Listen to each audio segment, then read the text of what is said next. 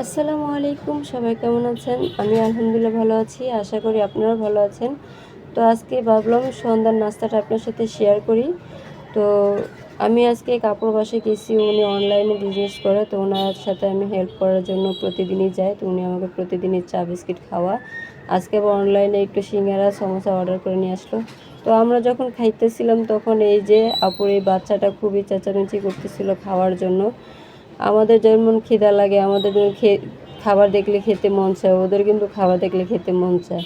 তো আপুটা খুবই ভালো। উনি যখন রাস্তা বের হয় তখন রাস্তার যত কুকুর আছে সব কুকুরদেরকে মানে খাবার দেয়। ওনাকে নিয়ে রাস্তা বের হলে 5-6টা কুকুর একসাথে যে ওনাকে হামলা করে খাবার দেওয়ার জন্য। খুবই উনি ভালো মনের মানুষ। তো এইখানে দেখেন কুকুরটা যখন চিল্লাইতেছিল, পরে উনি বলতেছে ওকে একটু বিস্কিট দাও। ও একদম খাবারের জন্য সোজা হয়ে মানুষের মতো দাঁড়ায় গেছিল। পরে যেই ফোন নিছি ভিডিও করার জন্য, এখন আর দাঁড়াইতেছে না।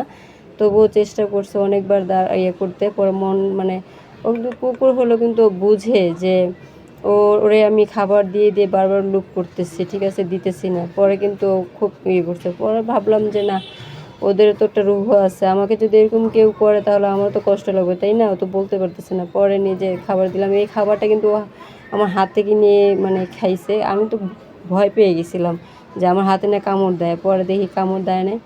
আবার এখন আমি যে আদর করতে যাব তখন ও মনে করবে যে আমার হাতে খাবার আছে।